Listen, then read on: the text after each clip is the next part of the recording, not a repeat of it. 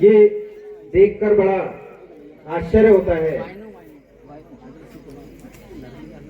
कि जिस प्रकार अभी आपके इस मंच पे ठुमके लग रहे थे, वो भी हमारे ही लोगों ने बनाया है और हमारी बहनों ने ही और हमारे भाइयों ने ही उस पे नृत्य भी किया है।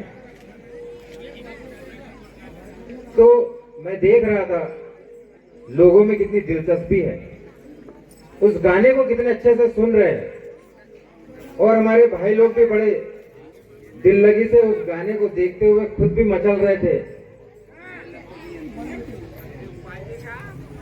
किसी के हाथ पैर मचल रहे थे और किसी के कमर मटक रही थी। ये अंतरात्मा से आप पूछो, हम ऐसी चीजों में इतना मशगूल हो जाते हैं, इतना अंदर घुस जाते हैं कि हम लोगों को यही करवाने के लिए लोग मजबूर करते हैं। आज अगर आप देख रहे हो कि कई ऐसे आदिवासी है जिन लोगों की जल जंगल जमीन उनके पैरों से खिसक गई है, लेकिन वो दारू पीने में और नाच गाने में ही मशगूल है कि नहीं? बात सही। पूरे मध्य प्रदेश के अंदर सबसे ज्यादा आदिवासी होते हैं, लेकिन आदिवासियों की हालत ऐसी हो गई है कि उनकी जमीन दूसरों ने दारू पिला पिला के और नचवा नचवा के आप लोगों की छीन ली। आज आप लोग बेघर हो गए, हुए कि नहीं बेघर? आज आपकी बहनों को कोई भी बहला फुसला कर लेकर जाता है, उसका बलात्कार हो जाता है, लेकिन हमारे लोग फिर भी दारू पीना नहीं छोड़ते। ऐसा क्यों? क्योंकि आपको उन चीजों से मोह हो गया है और वो प्रेम होने वाले करवाने वाले जो लोग हैं वो लोग आपको इस चीज में बार बार ये इसमें डुबो देते हैं। और हमारे बच्चों को जहां पर एक शिक्षा की जरूरत है, उसको ज्ञान लेने की जरूरत है, वहां पर हम कभी नहीं पूछते उस बच्चे से कि आप स्कूल जाते हो कि नहीं जाते हो, आप स्कूल से आकर पढ़ते हो कि नहीं पढ़ते हो। ये कोई नहीं पूछता। क्यों? क्योंकि मागुन बांग किया ना, नौकरी तो लागोल ले, पढ़े मासिकल बांग किया फिर उड़े नीली कुड़ी ते हंदानु। इस मानसिकता को आप अपने दिमाग से निकाल लो। आज आप लोगों के बहन बेटियों के साथ अगर ये अन्याय अत्याचार होता है तो उसकी कमजोरी जो है वो भी हम ही हैं। अगर हमारे घर में कोई घुस के आकर आपके चूल्हे के पास बैठ जाता है और आपके घर से क्या लेकर सामान लेकर चुरा के लेकर जा सकता है, ये आपको भी नहीं पता होता। तो आप अपने घर की रक्षा, अपने घर की सुरक्षा, ये हमारे माँ बाप की और घर परिवार के मुखिया की जिम्मेदारी होती है। हम इन जिम्मेदारियों को आज भूल चुके हैं।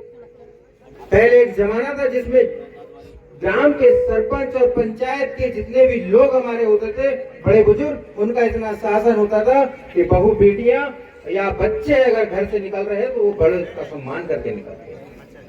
आज ये परंपरा खत्म हो चुकी है। ये परंपरा खत्म होने की जिम्मेदारी भी हम लोगों की। आज बहुत सारे ऐसे लोग होंगे जो कहते हैं कि हम लोग राजनीति नहीं करते। आप में से कोई भी बताए हमको कि क्या आप राजनीति करते हो कि नहीं करते?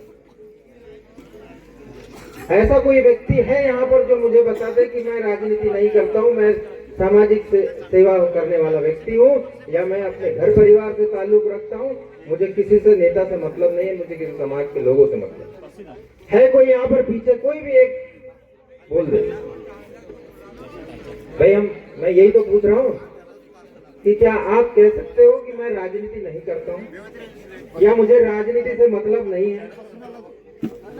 क्या इधर भी मैं मंच के कोई भी और मेरे बहुत सारे युवा साथी हैं, उन लोगों से भी पूछना चाहता हूँ। या बोले वनकट है, वनकट भाई मीवा अधिकार का मामला है। आज यदि आपको रोजगार नहीं मिल रहा है, आपके बच्चे को शिक्षा नहीं मिल रही है और या आपके बच्चे को अच्छी नौकरी नहीं मिल रही है, तो उसके जिम्मेदार भी आप और राजनीति। अगर जो व्यक्ति कहता है कि मैं राजनीति नहीं करता हूं और मेरा राजनीति से कोई लेना देना नहीं, मेरा उससे कोई मतलब नहीं है, मेरे भाइयों, मेरे बहनों और मेरे माताओं, आपको मैं ये बता दूं कि राजनीति भी यही चाहती है कि आपको उनसे मतलब ही नहीं होना चाहिए। आपको किससे मतलब होना चाहिए? यहाँ डांस कर रहे हैं तो उसको बड़े अच्छे से देखते रहो, गाने अगर बज रहे हैं तो उसको अच्छे से मैं सुनते रहूं, अगर कहीं आसपास गांव में दारू मिल रही है तो वो दारू में पीते रहूं और अपने आप में नस मस्त रहूं। क्यों? क्योंकि आपके घर में यदि राशन आ रहा है तो राशन भी तय करने वाला राजनीति का व्यक्ति होता है। होता है कि नहीं होता है? होता है कि नहीं होता है? आपके घर में गेहूं उगाया है, अनाज पैदा किया है, उस अनाज पैदा करने के बाद उसकी जो कीमत लगाने वाला होता है वो भी राजनीति का आदमी होता है। कहां से तय होता है कि आपको 2700 रुपए गेहूं का की कीमत मिलनी चाहिए या 2800 रुपए मिलनी चाहिए या 1000 रुपए मिलनी चाहिए? आज आप कड़ी धूप में, रातों रात में कितनी मेहनत करके अपना अन्न अनाज उगाते हैं, उसके बाद भी उसकी कीमत तय करने वाला कोई और होता है, वो दलाल होता है या राजनीति से प्रेरित व्यक्ति होता है। आपके घर का कपड़ा अगर आ रहा है तो उस कपड़े की कीमत भी तय करने वाला राजनीति करने वाला होता है। हम इस बात को समझ नहीं रहे और हम लोग इस बात को नहीं समझ रहे, बार बार यही कहते हैं कि मुझे क्या मतलब है, मैं तो जाके बस एक थप्पा वोट दे आऊंगा, अब किसको दे आऊंगा मुझे नहीं पता, या तो मुझे किसी ने 10 की दारू और 5 का चकना दिया, उसको जाके वोट दे आऊंगा। उसी में हमारे पूरा सब कुछ, घर हमारा सब बेच दिया। बेचा है कि नहीं बेचा? आपके घर में तेल भी आ रहा है, नमक भी आ रहा है, मिर्च भी आ रहा है, साबुन भी आ रहा है, तो वो भी तय करने वाला जो होता है वो राजनीति का व्यक्ति होता है। क्योंकि जिस समय आप वोट देने जब जाते हो तो आप ही उस राजनेता को बनाते हो, तो आप कैसे कह सकते हो कि मैं राजनीति का हिस्सा नहीं हूं और राजनीति नहीं? मेरा यहाँ मकसद किसी को ये नहीं कहना है कि भाई मैं यहाँ का, आपके यहाँ के नेता को किसी को मैं गाली दे रहा हूँ या मैं उसकी बुराई कर रहा हूँ, क्योंकि आप सच्चाई को समझने का प्रयास करें। क्योंकि आपके घर में यदि चूल्हा जल रहा है तो उसका दाना पानी कहां से आएगा?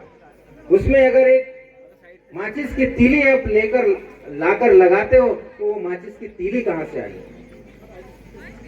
आज हम लोगों ने शिक्षा के ऊपर, हमारे बच्चों के ऊपर ध्यान नहीं दिया है, जिसके कारण वो आपको ये बता नहीं पा रहे हैं कि हम लोगों को क्या वास्तव में सोच के काम करना चाहिए और हमारे घर परिवार में हमारे बच्चों को किस प्रकार हमें आगे बढ़ाना चाहिए।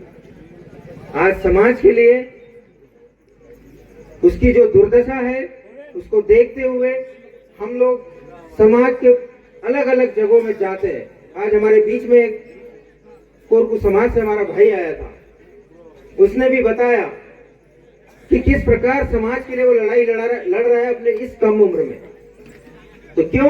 क्योंकि उसने अपने आजा पुरखों से, ये पीढ़ी से जो दर्द सहा है, उन्होंने देखा है उनके साथ में क्या अत्याचार और नाचार हुआ है। आज हमारे साथ भी 70 साल से वही हो रहा है, लेकिन उसके बाद भी हम लोग यही सोच रहे हैं कि हम लोगों को रेना रे करना है। बात कड़वी जरूर होती है लेकिन वो सच्ची होती है और वो हमेशा बहुत सारे लोगों को चुभती है। तो सच्चाई को पहचानो, हमारे आदिवासी समाज को पहचानो। हमारे समाज में राजा महाराजा हुआ करते थे, ऐसे क्रांतिकारी वीर हुआ करते थे, बिरसा मुंडा, उनकी हम औलाद है, हमारे में उनका खून है।